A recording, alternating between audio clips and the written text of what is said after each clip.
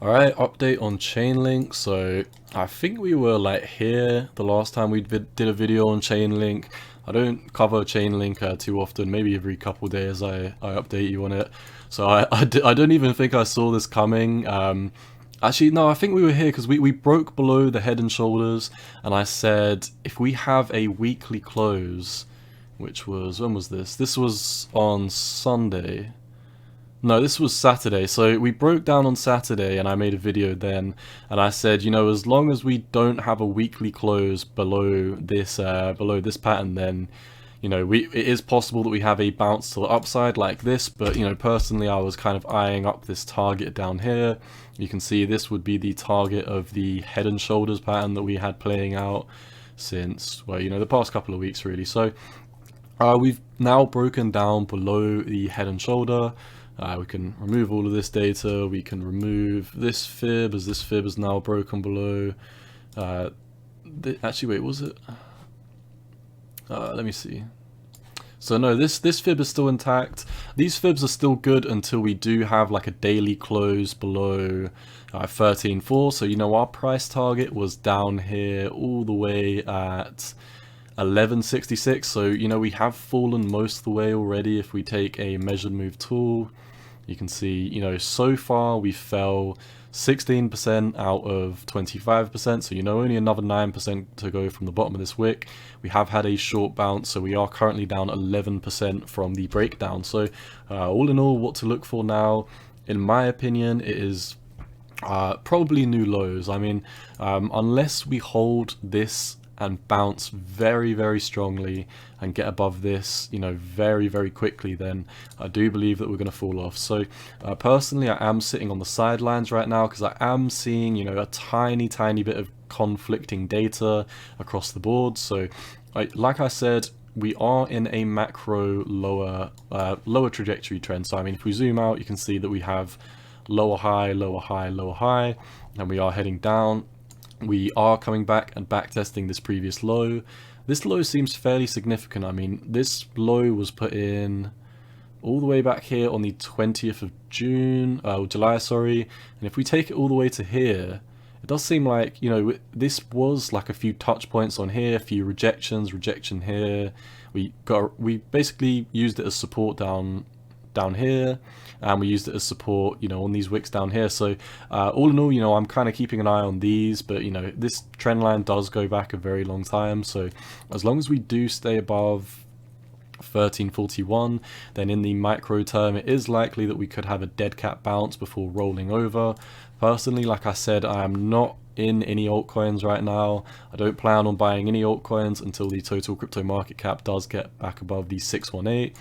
As you can see, the stock market is open and the stock market is going down, bringing the total crypto market cap down and Bitcoin down. So, you know, all in all, for me, I'm not touching any altcoins right now. I am sitting on the sidelines with my bag of Bitcoin, and I am looking for, you know, lower price targets against these altcoins. So what I mean by there is a bit of conflicting information right now, which is, you know, one of the main reasons why I am heavily sitting on the sideline with Chainlink. So if we remove this, you can see we are above the 200 week moving average. That's really nothing special. I mean, you probably should be above the 200 week moving average, otherwise, you know, it's probably going to get very hellish very quickly. So I normally look at the 200 day. We are below the 200 day. What I mean by there's a bit of like conflicting information coming is because, you know, in the micro term and the macro term, we are putting in lower highs. So it does look like we have downside trajectory. This head and shoulders predicts even lower price targets down here. But, and this is where the conflicting information comes in, we have used this as support many times. So in my opinion, as long as we do stay above 13.4, the bottom could technically be in. I'm not convinced it is, and you know, I'm not convinced either way that we are or aren't. So I'm personally sitting on the sideline for this. I believe the time to short for this would have been once we broke the head and shoulders, which, you know, we came down nicely from, but right now I'm on the sidelines. And also there is a good amount of green volume coming in, so do bear in mind we have had these big green volume spikes before and just rolled off the table, so nothing too special there. But what I want to outline you on is the RSI and the money flow indicator. So every time that we've come down to this level, like literally every time we had a huge bounce in price. Literally, there's not a single example that you can find on the money flow indicator where we haven't had a huge bounce following the lows that we put down here. Money flow did get low here. Let me see if this fell over. So no, even in this situation, which was here, we had a pump, 47%, and we did come back down, but that was still technically the low.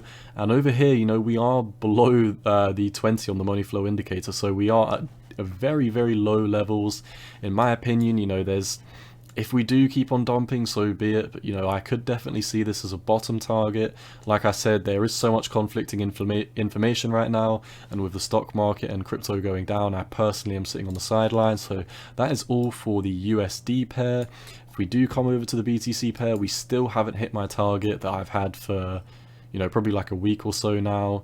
Yeah, coming up to 2 weeks I've had this target, so I do believe that we're going to come down to the 1.618. I mean, to be fair, from this wick, we basically already touched it. I mean, we're like 0.5% away from touching it, so fair enough if that is the bottom. Similarly, on the BTC pair, on the RSI and the money flow indicator, we are extremely low. So all in all, what I could see happening in the short term is a big relief rally, something like this. This may coincide with Bitcoin maybe having a dead cat bounce to here and then rolling over the table. It is very possible that we're going to have a dead cat bounce to something like 40,000. That's almost a 10% pump. Everyone would be extremely euphoric. Chainlink would probably move much higher than 10% as it is a altcoin. I could see us maybe going up here. I am basically pulling this out my ass. If we did come up to the 618 though, I can back this up with a fib. We would be coming back and retesting the previous micro fib, which would line up nicely with the breakdown of the head and shoulders. So yeah, I mean, in the short term, it is very likely that we're going to have potentially a 15% pump coming.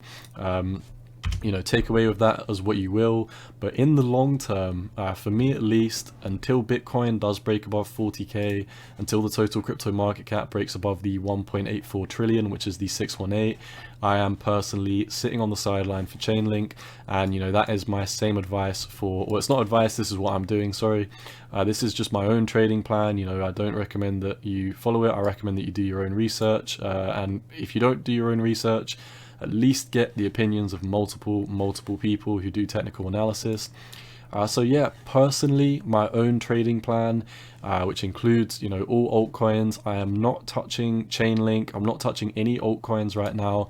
I am sitting on the sidelines until Bitcoin does make a a bigger decision. I'm not going to be shorting, considering we're very low compared to where we were all the way up here. So the risk adjusted returns of me shorting are not worth it. But for me to long, for me to accumulate on spot, I would need to see a big trend reversal, and so far we're not seeing it. So that is all I see for Chainlink right now. Once again, none of this is financial advice. This is just my opinion on the market, and you've always got to do what's best for you.